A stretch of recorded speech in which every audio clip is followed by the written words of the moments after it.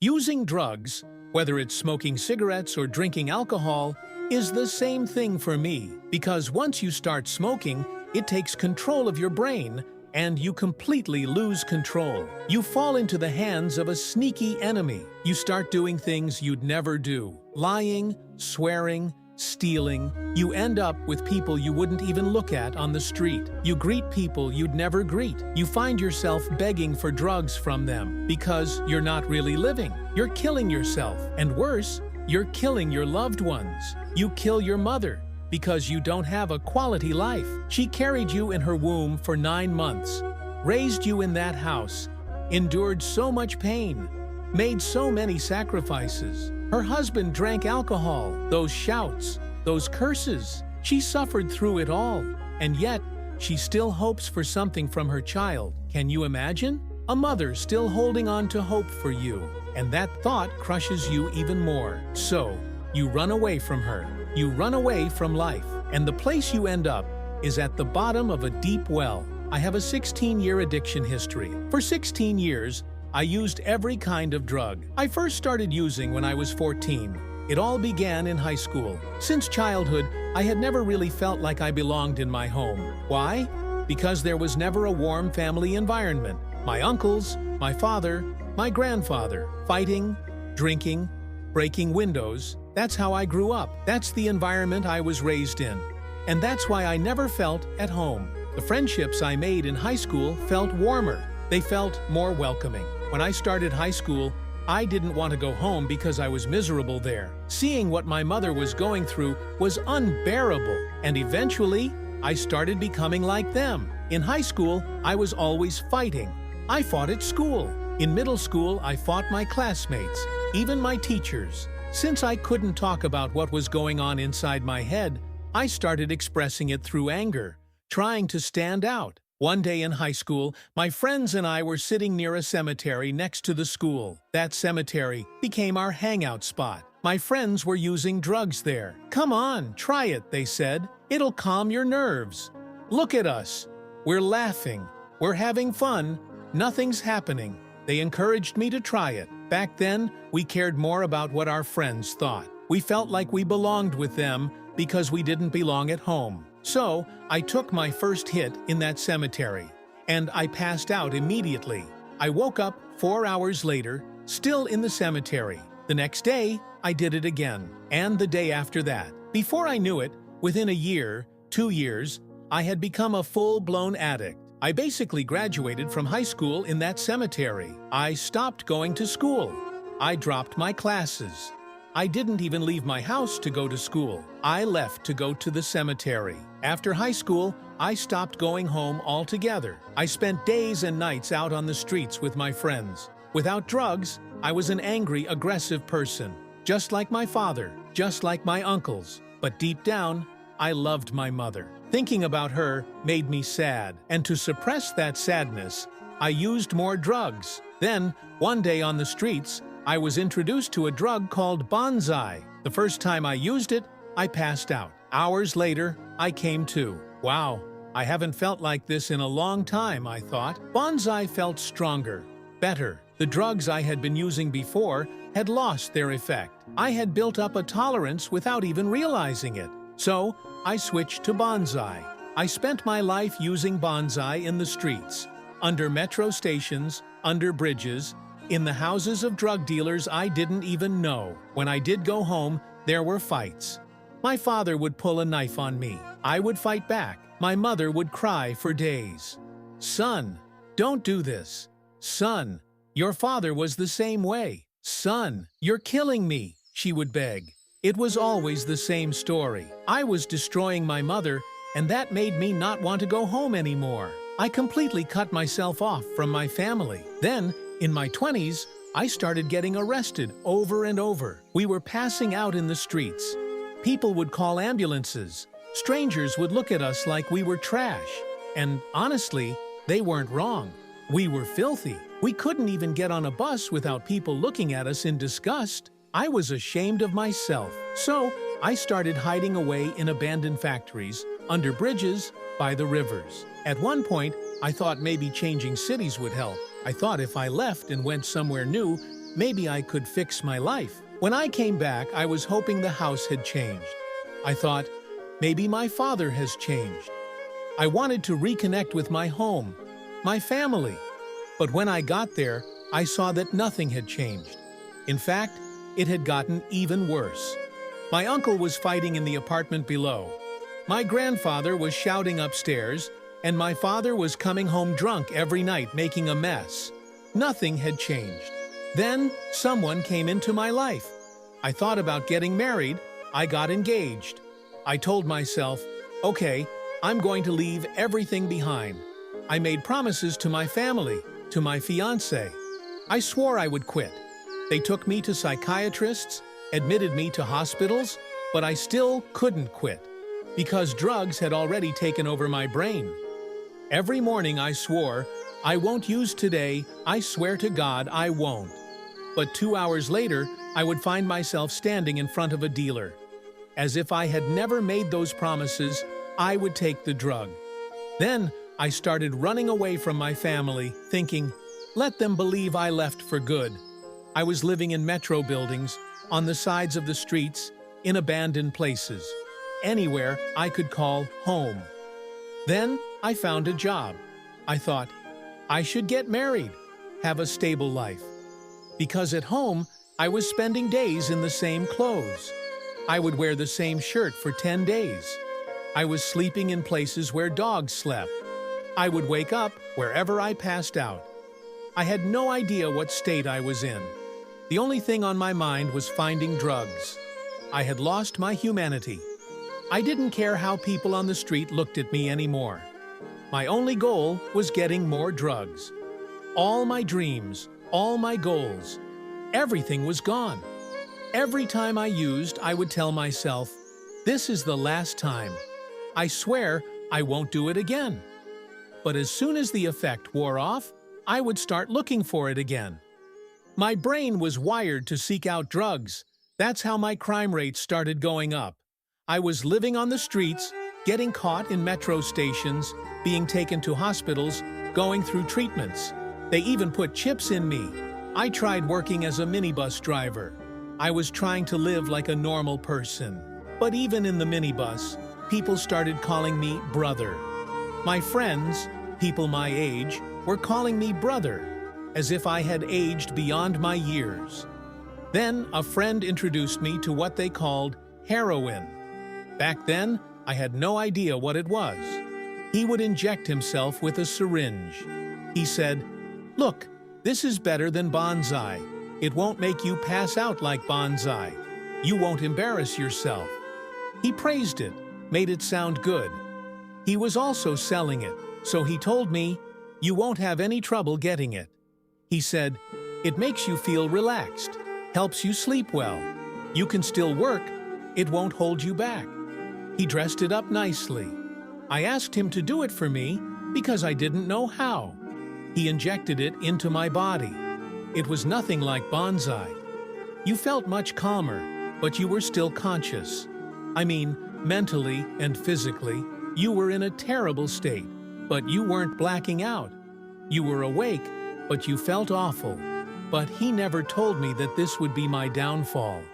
That heroin was the final stage of addiction. He never warned me. In fact, he made it sound so good, like he was describing some amazing food. The first time, I didn't fully feel its effects, but after using it regularly for a week or 10 days, it became addictive, and I kept going. At the time, I had a job, but my friend never told me that I would need it every single day. Since we were always together, it became a routine. We would go from one bus stop to another, and at every stop, he would inject me again. It became part of my daily life. I started working just to make enough money for my next fix. Every night, I gave him my entire daily wage to buy more heroin.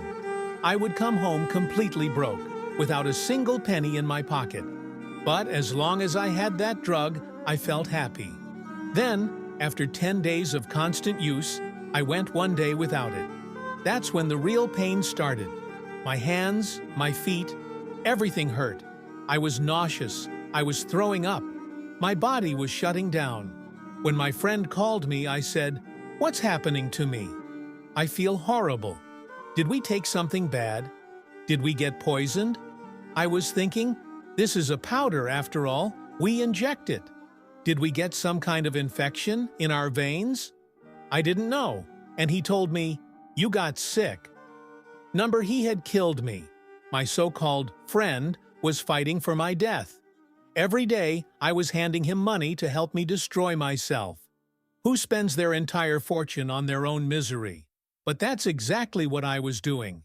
And for 13 years after that, I injected myself with heroin. At the same time, I was smoking methamphetamine and bonsai. I was using all three. I was completely losing my mind. My mother, my brother, my whole family ran after me for years. I hurt my mother so much. She started getting sick. None of my family members, not a single one of my relatives, had ever used drugs. But I kept passing out. I would lock the door. My mom and family would break the door down to get to me because I had been lying there unconscious for hours. They would find me passed out in my own vomit. In the end, my mother was watching her son die right in front of her eyes. They tried everything to save me. I was hospitalized. I went through treatment for bonsai, but it didn't work. Because as soon as I got out of the hospital, I started looking for drugs again. My family knew everything by then. There was no point in hiding it anymore. I was blacking out on the balcony. I would collapse while trying to climb the stairs to my house. I couldn't even make it up 2 steps before falling to the ground. My family picked me up from wherever I had collapsed, even from parks where people dumped their trash. Imagine a mother having to go collect her child from the garbage. Can you even comprehend the pain of a mother watching her son turn into this? I saw it in her eyes.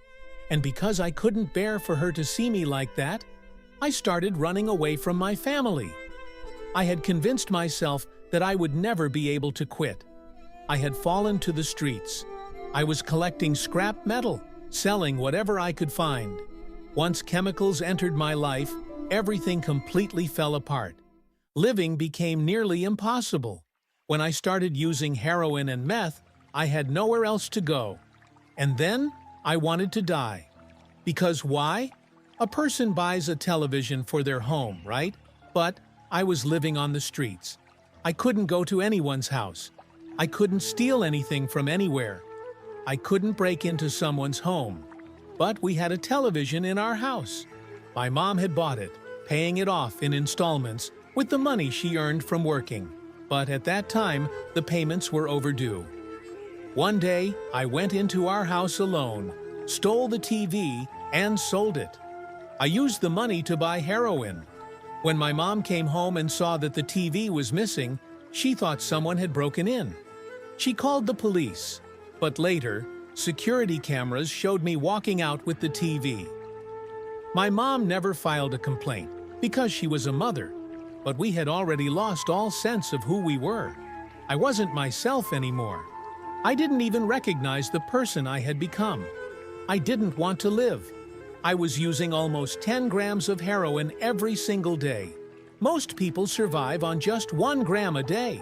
But I had built up so much tolerance that I was injecting myself at least 17, 18, even 20 times a day. I couldn't stop. Then I was introduced to meth. That's when the hallucinations started. The police were after me. My family was after me. People were out to kill me. I started attacking strangers on the street. "Why are you following me?" I would yell. "Are you working for my enemies? Are you one of them? You're trying to kill me." I would accuse random people and attack them. That's how I ended up in police custody so many times. I had gone insane. My thoughts weren't mine anymore. There was another person inside me controlling me. The drugs had taken over my brain completely. I had already been admitted to the hospital 8 or 9 times before. My fiancée stayed with me for 7 years. She dreamed that one day I would quit drugs, that we would have a home together. She endured all of my pain. She waited at hospital doors. She picked me up off the streets, from metro buildings. My family tried everything too. They took me home, but I ran away again. They locked the doors. I broke them down. I jumped out of windows. Nothing could stop me anymore. Drugs had completely taken over my life. My mother, my family, my loved ones. I was killing them right in front of their eyes, and I wasn't even aware of it. Because that's how insidious drugs are. That's how powerful they are. This is why I say that smoking is no different from using drugs. Because when you take that first puff, it starts controlling your brain. You no longer have control over yourself. Your control is handed over to someone or something else.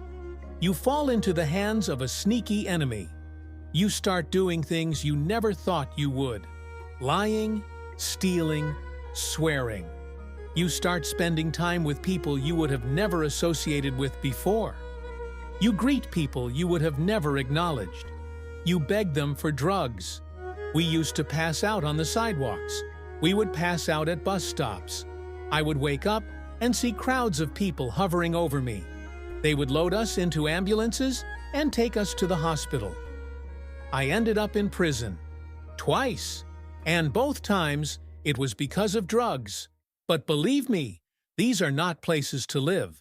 Because drugs only have two endings, death or prison. And even if you make it to prison, you'll eventually die. Because you're already killing yourself every day. You're killing your mother, the woman who carried you in her womb for 9 months, the woman who raised you all those years, the woman who endured every hardship. Years passed. I couldn't quit. I was hospitalized again and again. I tried. In the first few days, I kept thinking. Because before this, we were sleeping in metro buildings, in the trash, in places where stray dogs lay. And when I felt the warmth here, I asked myself, do I even deserve this? You start thinking to yourself, we are actually so valuable to our families. We are valuable to ourselves, to the rest of our lives. And just like this world, the afterlife is important too. Spirituality matters in life. As Muslims, how do we keep our families together? How do we become good fathers? How do we become good sons? How can we live in a way that strengthens our family? How do we make our loved ones happy? How can we live our own lives in a more beautiful way? Allah taught us all of this here. May Allah bless our teachers 1,000 times over. Here, they taught me how to erase my past with drugs completely. We went through withdrawals, we got sick. But here, people waited for us. They stayed awake for us. They stood by my side. And I asked myself, why is this man not sleeping? Why is he staying up all night next to me? Because on the streets, when we used drugs and passed out, our friends would just leave us there. When we woke up, we would find ourselves lying unconscious in some corner, completely alone. But here, they put us in the shower. They took care of us. They showed us the warmth of a mother's love, a father's love, even the love of a spouse. I couldn't believe it. I thank them so much. May Allah be pleased with them. This is a place everyone should come and see. Anyone who wants to escape drugs should come here. I wanted to die, but this place taught me how to live. Because there are so many beautiful things to experience in life. And when we truly live, we can help others live too. That's what they taught us here. May Allah bless all of our teachers. Before coming here, I didn't even know how to pray. I didn't know how to worship. But, Alhamdulillah, now I understand the value of these things. Now I know how important and precious they are. And now I would do anything for them. Why? Because I loved my family, my mother, so much. But I was killing her. Now when I talk to my mom on the phone, she tells me, "Son, I'm so happy." That happiness is priceless. And it's because of the teachers here. For years, I couldn't do this on my own. But here, I finally did it. For all my brothers and sisters out there struggling to quit, who feel like they can't, I'm calling you here. Because here, They don't just teach you how to quit. They teach you what you need to do with your life. And they don't do it with hardship, but with love and the warmth of a family. They treat you like a teacher, a spouse, a friend, a brother. That's why I thank this place 1,000 times over. May Allah bless them all.